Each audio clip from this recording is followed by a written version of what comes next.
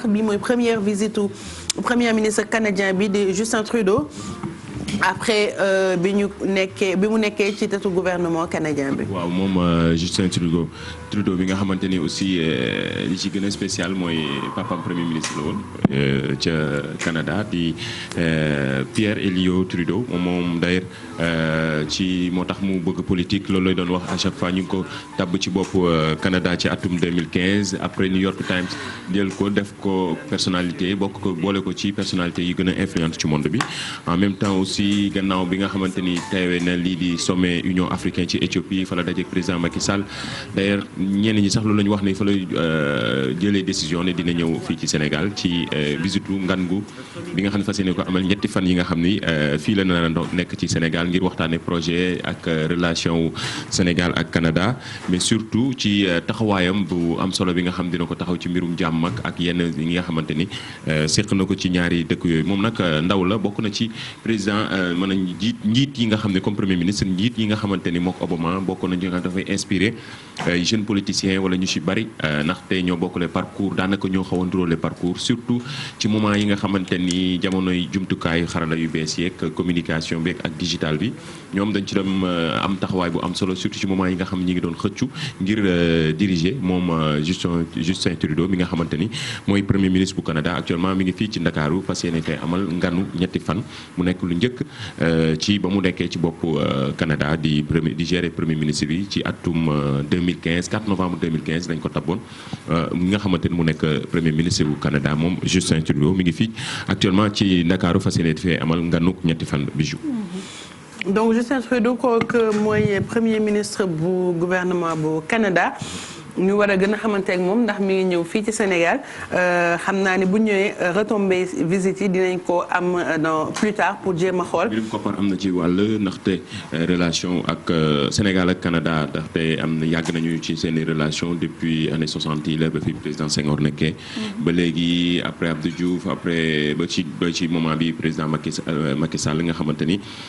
toujours dañuy maintenir lien yi nga xam ne am na ci coopération bi am dox ci diggante Sénégal ak Canada mais surtout. bari na ci ay étudiants sénégalais yi nga xam ni wala ay borom xam-xam ñi fiy jógee di dem jàngi ji Canada waa Canada aussi bari na ci ay financement yu nga xam ne ñoom ñooy nekk ci projet yi ci ginnaaw ngir gën a mën a jàppale li nga xam ne mooy yenn réew yi nga xam ne ils sont en voie de développement. En tout cas collaboration bi dinañ ko suivre bu baax gën leen ci jox plus de détails ak Mamadou Ndiaye bu ñu jógee Canada dañuy dem Chine waxtaanee coronavirus ndax ñu bari dañ doon yaakaar ni supp chauve-souris maanaam njugub bi chinois yi di jël di ko supp di naan moom moo tax feebar bi daal di am ba actuellement def 1000 morts ak yeneen i victimes yoo xamante ne am nañu feebar bi muy tas nag ci àdduna bi parce que dëkk yu bëri actuellement am nañ ko mais li ñu découvrir mooy beneen animal bu ñuy woowee pangolin moom mooy indi moom mu mën a jox feebar bi nit ki. pangolin ñun nag Afrique fii miinuñu ko lool ndaxte buy am ci dëkk yi tamit dégguma fi raar na trop mais foofu seen boor boobu moom bari na fa. loolu waral mën nañ dem découvrir suñu reportage bi nga xam ne suñu confrère yi TF1 def nañ ko ñu gis pangolin lan moom mi nga xam ne boole nañ ko ci suspect yi ñee ñoom ñooy joxe coronavirus mën nañu ko ci seetaan.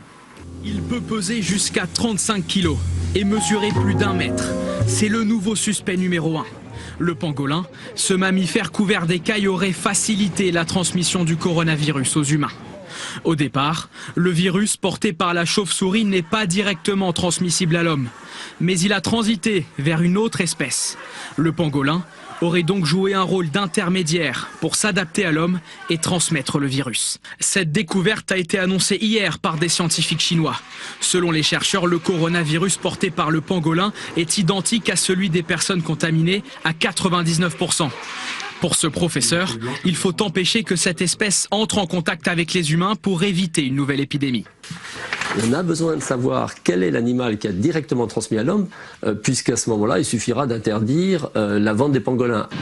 Très prisé pour sa chair dans la gastronomie, il est partout sur les marchés chinois. Ses écailles s'arrachent, elles sont considérées comme des remèdes dans la médecine traditionnelle. Menacé d'extinction, le pangolin est l'un des mammifères les plus braconnés du monde, près de 100 000 chaque année. Depuis le 26 janvier dernier, son commerce est suspendu en Chine pour limiter les risques de transmission du virus à l'homme. Pangolin bi nga xamante ne moom la ñu suspecté mu mun a transférer virus bi jëlee ko ci chauve-souris maanaam njugub yi ñu doon tuumaal ndax ñoom dañ leen di supp fële ca Chine njugub bi di la xool nga koy xool nga ne ci supp bi nga koy naan man loolu déjà daf maa jaaxal. pangolin tamit xel peut-être nanguwu ko parfois ci lekk mais dégg naa yàpp bi moom ñoom daf leen a neex te ci restaurant gastronomique nga koy laal foofu. nga koy kiiwee moo tax gis nga moom lañ jël comme suspect numéro 1 ndaxte njugub nee nañ gis nga ko ci première. mënul wàll nit ki directement mais par contre pangolin bi moom mooy jouer rôle intermédiaire entre virus bi ak nit. mi nga xamante ne moo koy wàll moo tax dañ koy interdit ci reportage yi ñu koy dégg ñu ne actuellement dañ koy interdit ñu koy jaay foofu ci Chine. mais ñoom dafa fees seen marché yi. waaw loolu nag mooy problème dañuy bloqué stockage bi rek xanaa. bloqué stockage bi mais actuellement nii mekk na feebar bi nga xamante ni c'est juste le prétexte pour dire que ni feebar bi sonal jaaxal na sax ñi nga xamante ni ñoo ŋànk mbirum wér-gu-yaram ci àddina bërki démb wala démb ba tey ñi ngi def ay réunion di xool fan la feebar bi jëm ak ñun ndax dafa dem ba dépassé li nga xam feebar bi nga xamante ni mooy SRAS nga xamante ni amoon na fii ci atum non Sophie li nga def dara annoncé gi naa ne pagolin wéetoo ko merci baax na non amul gisuma ni gëstu yi ñuy jot a def gisuma ni depuis dem maa ngi ciy gëstu ne ndax am na Afrique non am na yenn dëkk Afrique yi sax mais je pense que yi nga xamante ni dañ ciy évoluer gisuma ci benn dëkk Afrique bi nga xam ne am na fa donc mi ngi noonu leneen li ci mën a xam mooy feebar bi actuellement dafa dépassé limu ñi muy faat ci feebar bi nga xam ne ni ñu jàppoon ne ci jamono yi 2002 2003 mooy SRAS nga xamante ni defoon na plus de 800 morts actuellement lii di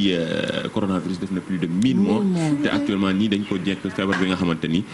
ba tey dalagul des na ba tey dalagul ndaxte mi ngi continuer di rey ay nit donc nekk na feebar bi nga xam ne ngi bëgg a jaaxal ñi nga xam ñoo ngànk lii di wér-gu-yaram ak médecine nekk actuellement xanaa ñu gën a contrôler rek par rapport ak entrée yi nga xamante ne moom mooy am au Sénégal parce que apparemment virus bi bu la duggee il faut 14 jours pour que mu développer sa yaram ba ñu mun a détecter feebar bi képp ku jugee Chine rek ñuy ñaan ñun suñu autorités yi ñu mettre la en quarantaine c'est pas soxor c'est pas rien mais c'est pour protéger la population mettre la en quarantaine pendant 2 semaines au moins di la observer pour xool ndax feebar nga wala feebaroo avant ñu lay bàyyi ngay dugg ci biir dëkk bi moo gën genre ku jóge aéroport rek ñu bàyyi la nga daal di jàll je pense que autorités yi ñu ngi ci xeetu contrôle boobu ma waaw ñu ngi ci xeetu contrôle boobu et puis ñu ngi dalal xelu askan wi te loolu lu am solo la à chaque fois di wax situation yi fi muy toll nekk na lu am solo ci moment bi ndaxte démb xaw nañu jiixi jaaxa créé benn psychose tuuti ci bi nga xam ne xibaar bi nga xam joxe nañ ko mais gannaaw ba lii di waa Turkish Airlines ak ñeneen ñi nga xamante ni aussi ñoo ngànk mbiru wér-gu-yaram fii ci Sénégal gën nañ leeral joxe ay explication que ni chinois bi waroon jógee Guangzhou ci mu bëggoon ñëw fii ci Dakaru te dañ ko tere mu embarqué ndaxte li ko waral mooy actuellement dispositif yi nga xam ne jël nañ ko ak Sénégal ak ngir bañ feebar bi gën a wàll te comme loolu li ko Bijou waxee feebar mën na nekk ci yow même bu si nga nekk bien portant après nga ñëw yëf yi gën a dugg en tout cas vigilance rek gën a renforcer suñu frontières yi aéroports yi la ñuy xalaat ndaxte yëf yi moom actuellement comme que nit ki moom léegi monde bi village planétaire la donc nit ki mën na jóge fii di dem di déplacer ak yooyu yu ci bari ñu koy éviter te je pense bu fekkee comme niñ ko dëkk yu am doole yi di defee ñoom nga xamante ne ay France ak am nañ ay cas mais teewul dañ koy teel a maîtriser ñu isoler leen gérer leen ci moment yi ñun ñi nga xamante ni nag laalaguñu wala jaar yu ci bari yenn dëkk Afrique yi donc ñooñu ñu teel leen taxawu mais tamit aussi di xalaat Sénégalais yi nga xam ne tamit ñoo nekk fële ci Chine ndax ci ñun la ñu bokk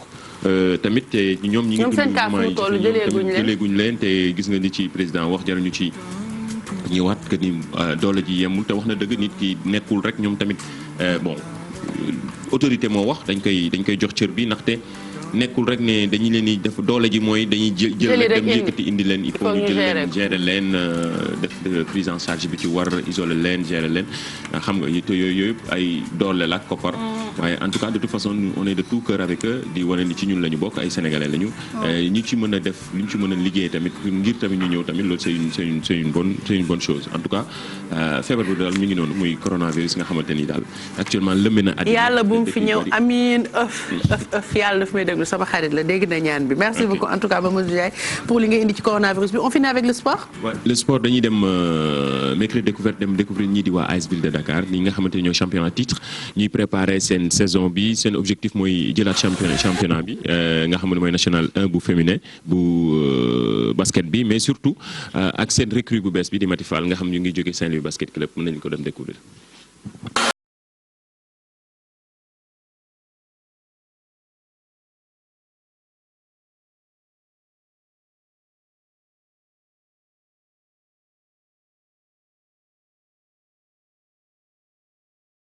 sportif là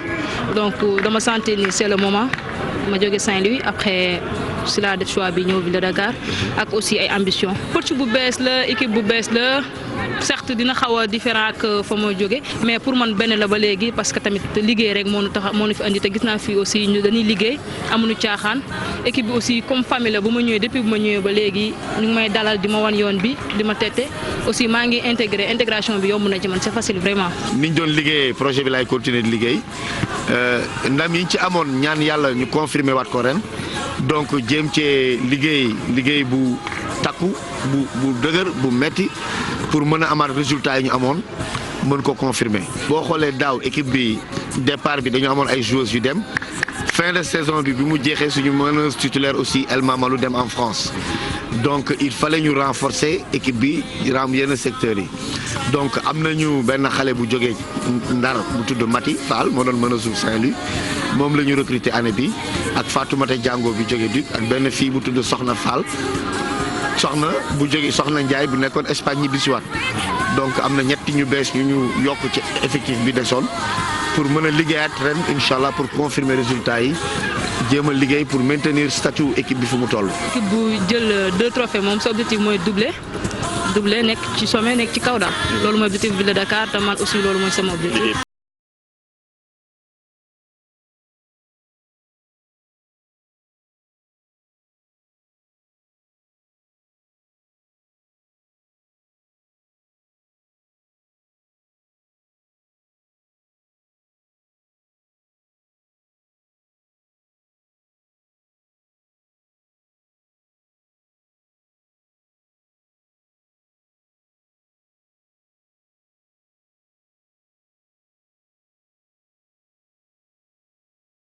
Mamadou Ndiaye pour mercredi découverte bi ni lañ koy defee chaque mercredi indil leen benn